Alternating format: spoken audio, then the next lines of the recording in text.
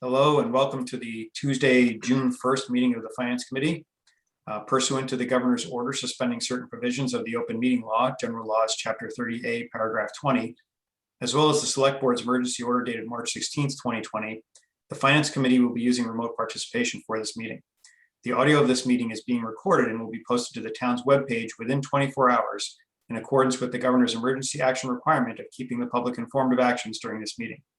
I would ask that all participants remotely attending this meeting please state your name for identification purposes each time you speak throughout the meeting. At this time, I will take a roll call of attendance. Mr. Robinson. Present. Mr. Alfred. Here. Ms. Zemer. Here. Mr. Whitaker. Here. Mr. Murphy. Here. And I guess Ms. Sobchak is not here, so she's absent. First of all, welcome to Jay, our new member. But just to go over the ground rules with you about how we do, not that it'll matter going forward because we're going to be going back to in-person meetings, but with regards to the virtual meetings, just the procedure is if you want to say something, use the raised hand function, and I try to service those requests in the order I see them pop up on my screen. But we have a very quick agenda because this is just our reorganization meeting. So at this time, I will accept nominations for chair. Okay, Mr. Whitaker. I'd like to nominate the good Dr. Ken Stasia. Okay, do I have a second for that nomination? I will second that motion. Okay, do we have any other nominations for chair? Okay, seeing none, we'll proceed to a vote. Mr. Whitaker. Yes. Mr. Robinson. Yes. Mr. Alfred. Yes. Ms. Zemer. Yes. Mr. Murphy. Yes. And I will do my honor and abstain. So, but thank you guys for very much. I'll now entertain motions for nominations for the position of vice chair. Mr. Whitaker still got his hand up. You know, I'm good at that. I think we had a wonderful year this last year, and because of that, I like the direction we took, and I'd like to nominate Dan Alfred for vice chair. I'll second that. Okay, any other nominations for vice chair? Okay, hearing none, we'll proceed to a vote. Mr. Whitaker. Yes. Mr. Robinson. Yes. Mr. Alfred. Can you put me at the end? Okay, Ms. Zemer. Yes. Mr. Murphy. Yes. And I vote yes. Mr. Alfred. I will abstain. Okay. Now comes the most contested position on the committee. And I think we know who's going to get it because there's somebody who's not here and is a new member. So I'll entertain nominations for the clerk. Mark, please do the honor. You deserve this. All right. After having a lovely year serving as clerk for such a lovely group, I would like to nominate Ms. Sobchak for clerk. I'll second that. Okay. Do we have any other nominations for clerk? Okay. Hearing none, we'll proceed to vote. Mr. Whitaker. Unless Jay wants it.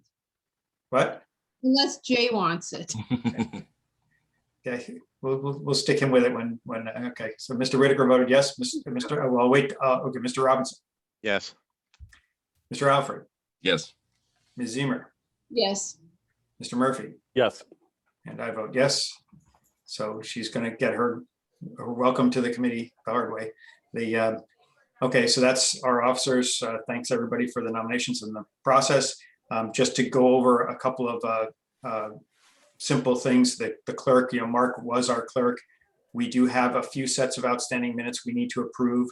Mark has conveyed that to me in terms of which ones are outstanding.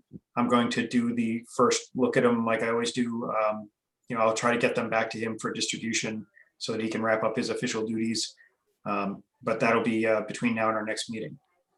Now, did Travis recommend or say something about having somebody in his office or doing the minutes?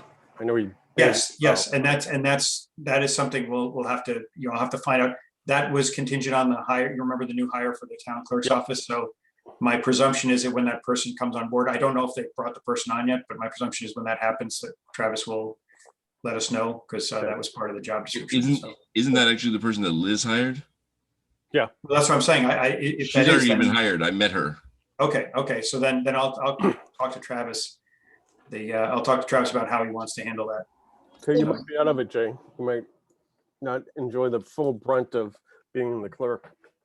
That's right. I've Well, done it on a couple Oh, others. okay. You know, so chair, clerk, chief Oh. ball The washer. clerk is a pain, just trying to coordinate and do the minutes, so. Yeah. Especially if you walk and go to the bathroom, and then you get nominated and elected. Ben's not Yes. bitter or anything because one time That's he got right. to go to the bathroom and he came back to be clerk and he hasn't gotten over it yet. I was warned. I've been coached. So Yes, well, the other question, and I don't want anybody to say this publicly, but if anybody has You know, this is being. Iris's, well, no, what I'm saying is I don't want you to provide the information during the meeting, but if anybody has Iris's contact info, could somebody just, I know she's got the town email, but I don't know if she's checking it yet. And she hasn't reached out to me, so I would just like to, if I had a way to reach out to exchanged her. a few messages with her on Facebook at her Facebook finance committee account, and it's kind of been sporadic that she's replied. So I have her I have an email address for her. So what do you want me to tell her? Yeah, well, I don't know if anybody's told her, but I mean, she should reach out to me just to make sure that, I make sure she gets all the materials she needs and things like that. So, and I also want to make sure she's checking her town email that's been assigned, because I'll tell you, everything that I send out goes through the town email. So I just want to make sure she's checking it. If she's checking that, then that's fine. I'll use that to communicate with her. Jay, we also have two listservs. It's FinCom at financecommunity.holliston, blah, blah, and then Right. members at Fin. So Right. The FinCom alias and the members alias are the same thing, except one sends an auto response and the other doesn't. The members alias is only usable by members of the committee. So you can't send something to the members alias unless it's from your town email address. I'm only I going to thought use so. town. Do I get a jacket too, or a green one. I no, thought the members FinCom only? one. Come on, keep up. So all I right, thought the I'm Fin- only going to use the town email address. So Okay. Ken, when I email Iris, I will email her personal email address through my town email address, so that I'm not. I was at the town meeting, Dan. So So I will make sure I use my town email to notify her. It's best. It's for your own protection too. But anyway, Agreed, Dan, you want to say agreed. something? Oh, I was just gonna say, I thought the FinCom one also had like the Travis, the town administrator, on it, and is that No. I think the FinCom should be just the FinCom. I think. Paul used to be on one of them when I first. When we Yes, had the- there's an alias that I use for sending out the meeting agendas. That one is an alias that's not a universal alias. That's just my own alias that I constructed with Chris, that I control that. But that references the members. So that one is Travis and whoever our select board liaison is, and Chris and a couple of others, to make sure they all get notice of the meetings. Okay. And that's why I said that when someone had mentioned to me earlier about providing, notice of the agendas, that's why I use that alias. So it notifies everybody who is asked to be notified about the agenda. So nobody can say we're not keeping them loop and, in the loop on this. Diane is leaving. I don't know. I assume if you send email to her, whoever is replacing her or the right person. Yeah, I don't know what the story is there. I would suggest we don't discuss the personnel matter. Yeah, I don't know why or anything, but let's. I mean, if you send the agenda to Diane, make sure you're sending it to Liz. Oh, I sent it to Liz and Diane. Both of them get it. Yeah. And that started a while ago when Liz was sporadically out of the office. Liz asked me to add Diane, so I had them both on. I've had them both on there for the last couple of years. Yeah. So, okay. So the only thing we have other than the reorganization on our agenda was, as you may recall, if you were at town meeting, there was the whatever it's called, the long range planning committee, or whatever that petition article was, to form a group of people to to basically look into try to put together long-term, get the town's opinion on long-term goals for the town. And as part of that petition, we are not required, but we have been asked to provide a designee.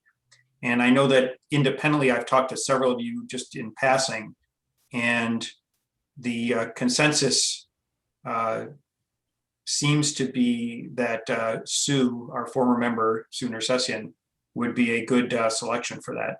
I did, based on the feedback you were all giving me, that you would prefer somebody like her. I reached out to her and confirmed with her today that she would be willing to accept the position. So if that's the case, I will accept a motion to nominate Sue Nersessian as our designee to the Long Range Planning Committee. That's what it's called, right? The Long Yeah, Range it's a Planning Committee. designee. Yeah. Yeah. So moved. Okay, do I have a second for that? Second. Yep, seconded by Mark. Okay. Any further discussion on that? Okay, hearing none, let's proceed to a vote. Mr. Robinson, Yes. Mr. Alfred, Yes. Ms. Zemer, Yes, Mr. Whitaker, Yes, Mr. Murphy, Yes. and I vote yes. Okay, so that's basically all we have to do tonight. So Jay, just as a matter of course, there is a finance committee handbook that the MMA puts out. If you want a copy of it, just let me know, and I have a soft copy of it. I can email you. It's very long and largely boring, but it's it's a good read if you're not familiar with the municipal finance and so forth. But Yeah, just- send it along. I'm dusting off my advanced accounting books with the chapter government versus corporate. So send me anything you think is going to be helpful. Okay. Okay. Anybody have anything else before we entertain the motion? I'd Yes. like to have a future agenda, some kind of debriefing about town meeting. Okay. Specifically, how we go forward, because some of the items in the in warrant article 9, I think did kind of make sense. And Right. I'd like to discuss them. Okay. Well, I will put that on a future agenda to discuss our town meeting postmortem, if you want to call it that. Yeah. Yeah, as I said, I think we'll have more to say once we see where the governance committee is headed after that. But that's, again, we'll discuss that when we have that on the agenda. The only other thing I wanted to mention before we close is right now it looks like we're relatively stable with regards to end of year activities. I told Travis that we would likely meet on the 15th. Typically we have 2 meetings in June to wrap up the line item transfers. One this year, the 29th is the last Tuesday of June. So definitely plan on a meeting on the 29th. I told them we would meet on the 15th if they determine that we need more than one meeting to wrap up the end of year stuff. So he said it might be necessary to meet on the 15th. I'll let you guys know when. He said he's starting the process with Sharon and Mary now, kind of, wrapping things up. So he'll probably get me some more data in the coming week. If it looks like we have to meet on the 15th, I'll post this for the 15th, but I'll probably do it early next week. So you'll have plenty of advance notice. We don't know if the legislature is going to extend the Zoom meetings. That is correct. So if we meet, as of right now, if we meet on the 15th, that will be in person in room 105. So Well, my understanding was that he was extending it till the end of the year, or was that? no. Okay, Until the end of September. Okay, so here's just to clarify for everybody in case you're not familiar with how this is all working. Okay, there exists already in the open meeting law remote participation rules and requirements, but those were written prior to video conferencing. So they all pertain to the concept of audio participation remotely. So the reason we didn't do it in the past before COVID was because they're ridiculously out of date. They have things like you have to have a phone on the table and it has to have a speaker and things like that, and the person has to identify themselves, and things that don't make sense when you have a video and you can see the person participating, right? So the way the modification to the OML was written, it allows meetings like this, that automatically expires on the 15th when the state of emergency ends. Okay, what the governor has proposed, the governor can't unilaterally, absent a state of emergency or absent some sort of declaration, can't change the open meeting law in that way. Even the change that was made for this was done by him declaring a state of emergency and having the legislature pass a emergency legislation, basically, to allow it. So on the 15th, unless the legislature takes action to either extend these modifications to the OML to a future date or to permanently change the OML to accommodate them, right? We won't be able to meet remotely in this fashion. We'd have to meet remotely under the old rules, which makes no sense, which is why I said for all practical purposes, we'd be meeting in person again. So the hope is, and the governor's hope is, that the legislature takes action before the 15th to extend it, to give them more time to permanently modify the OML. But, again, at the moment, until there's, legislation through the Senate and the House that's on the governor's desk, if that doesn't happen by the 15th, then we have to meet in person. So, yes, Mr. Robinson. Sorry, trying to mute the crazies upstairs. Okay, so a couple of things, because you answered one of my questions. So what are our reps, or any of our contacts in the State House, working to extend this or Yes. looking to extend it? Okay. Yes, even prior to everything kind of reopening recently, I was in contact with Karen Spilka's office about this 3 months ago, giving them the heads up as the vaccination started to roll out, and we were talking about, August and stuff. Yep. I gave them a heads up of, hey, you're going to have to do something here, and of course, I'm not going to throw them under the bus, right? They've been trying to do the budget, but they just finished the budget last week. So my hope is now that they finish the budget, that they'll turn to fixing this. And again, not to proselytize, so to speak, but I'm hoping that they make a permanent fix I would prefer to see a permanent fix to the OML rather than them just whipping through this extension. And then we have to wait till September to see if they fix it. I mean, if their plan is, we'll extend it right now, but our plan is to then come back, in the summer and permanently modify the OML. But my concern is that they kick the can down to September and then we're in the same position in September. So I'm hoping they update the OML to reflect, the concept of video conferencing and, make it, much more permanent.